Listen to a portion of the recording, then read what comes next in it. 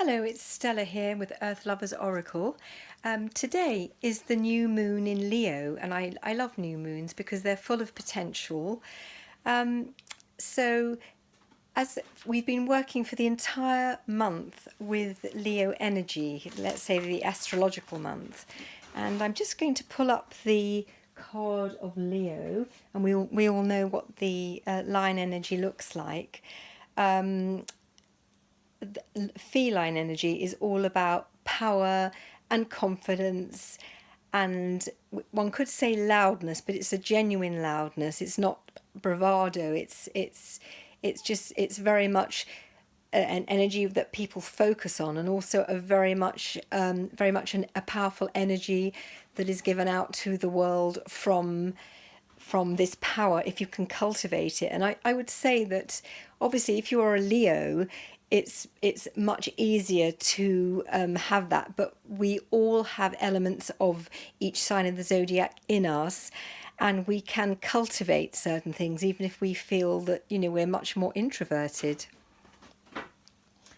So, as we know, Leo is a fire sign.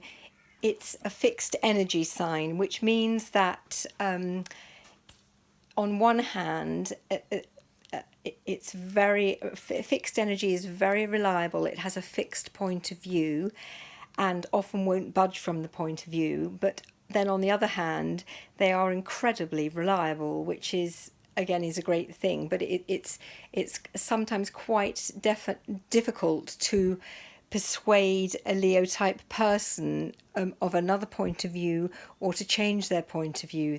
Flexibility isn't something that comes easy to them because they are actually standing in the energy that they relate to. As you can see on this desk at the back, I've got the fire element candle in the middle, and then either side we have a yellow and a bronze coloured healing bottle, which to me totally depicts a lion's mane and that Leo energy. And that's also in the body, the solar plexus. It's the point of power, so it's all about the power. And if you think that Leo is ruled by the planet that rules Leo is actually the sun itself, a pretty big planet. And you think of the illumination and the power and the strength, that is a lot of energy. And some of us need to cultivate a little more of that. You'll know yourself whether you think, oh, actually, I wish I had a bit more of that. So if we just start before the actual full moon, the new moon appears, we have the void of the moon. That's when it goes very, very dark. So it's almost like a black void in the sky where nothing is eliminated, and it's almost like going into a cave of thought, or the void which is often spoken about in Native American stories. But it is that void where everything comes from, and it's a very good time dream wise that to draw inspiration from that, because you're going deep into the creative well of life. Then we have the next card, which is a new start is coming, the new moon. So when the new moon appears, it's a tiny little sliver. It's not a crescent, it's a little sliver, illuminating, but we can draw confidence from that.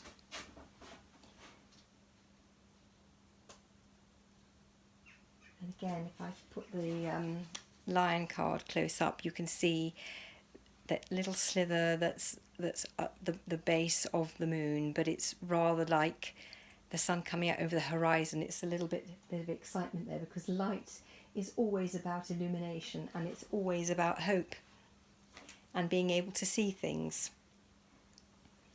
So also today I'm using a new set of cards called Queen of the Moon Oracle, which has beautiful illustrations. They're very ornate, and I think they're quite goddessy. But I wanted to give them an airing today, because Leo is all about show, and I feel that with these energies we need to really work with those as much as possible. So the new moon is about new beginnings, which I said already, and here we've got like a little gateway, and on the outside of it, it's obviously black and white, or there isn't much life breathed into it. And then as you go through the gateway, because you've sown seeds, the seeds grow, and then there is colour, and there is lushness, and there is life. So there is this beautiful portal of opportunity that we can go through every month. And as with each month, it has a different energy about it. So with the Leo energy, it's very much about creativity. It's about children. It's about being spontaneous. You know, being in touch with one's inner child, doing things that bring us joy, and that could be artistic things. It could be things like cycling, trapezing. You know, anything that gives us a sense of freedom, and actually makes us feel more youthful, because we actually do carry our inner. We have the memory of our childhood, and our inner child is, on an energy point of view, is like a little hologram that's tucked inside us that always needs acknowledging, and especially in this month of Leo.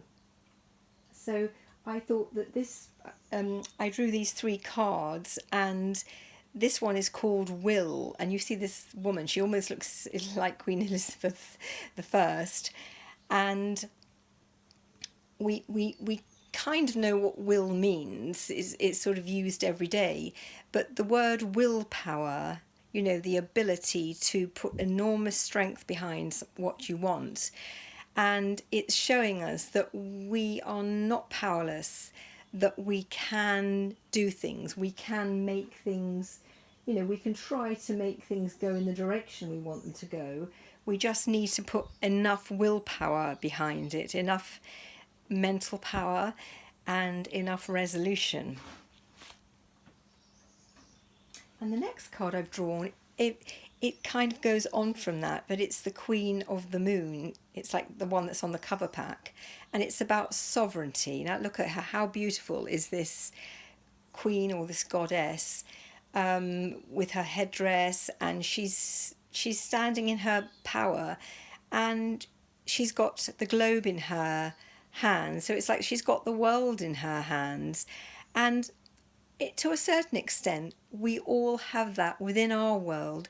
None of us are powerless. We all have that power to make things happen and to steer things if we feel that they're going awry.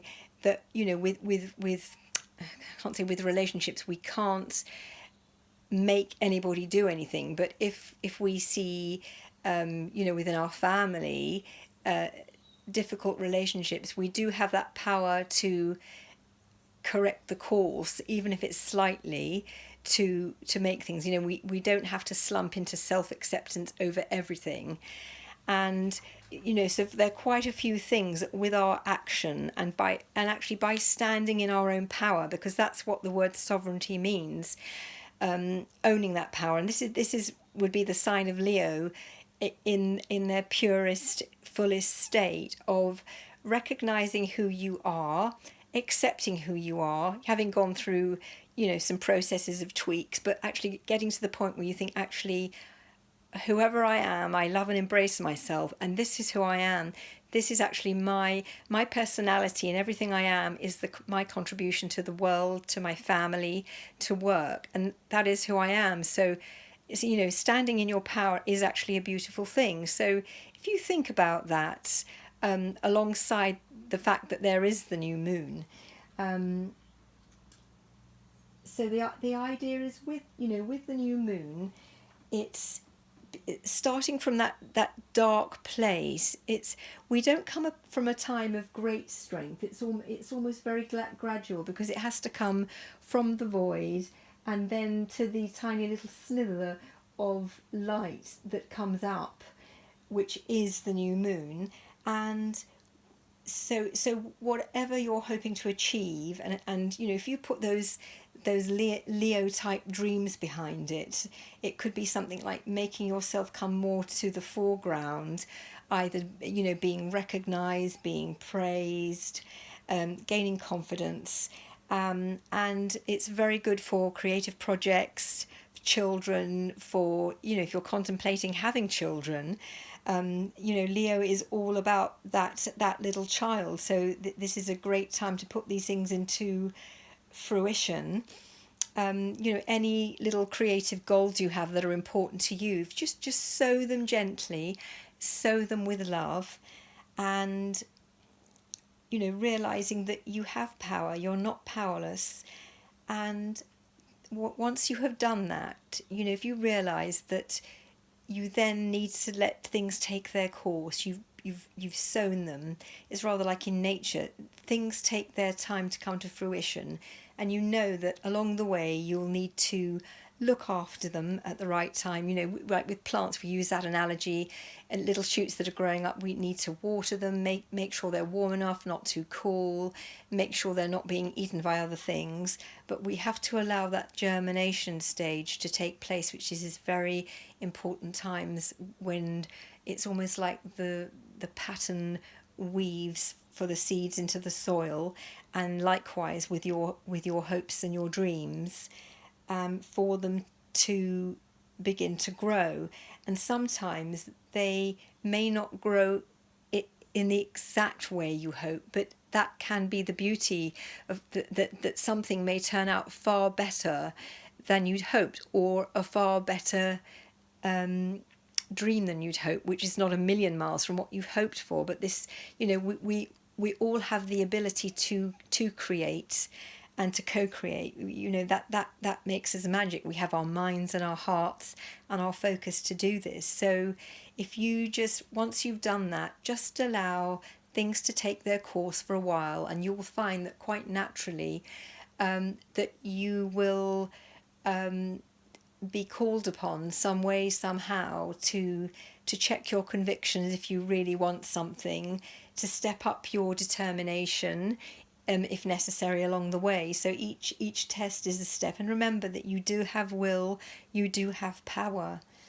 And then finally, this last little card I drew is the egg moon, and it's called Trust. And I think that's beautiful, because once you've sown your seeds and your heart's in the right place, then just trust that things will happen in due course. And it might be in the cycle of, just one lunar cycle where you think, oh, that's amazing, it's come to fruition already. But definitely you will get signs along this month that something is beginning to work, or maybe needs a little more work, or maybe your plans might need adjusting slightly, because obviously heartfelt things, normally we are deeply in tune with what we really want and we really need. So if you can have that lovely trust, just relax and step away and know that really nature, the rhythms of nature, are doing their magic. And along the way, definitely during the month, you will be called upon to step up, to tweak. Something will happen, but at this stage, don't really over baby the seeds. Just let them do their thing. I hope you've liked this little new moon reading. If you have, please like and subscribe. Let's speak again soon. Take care. Bye bye.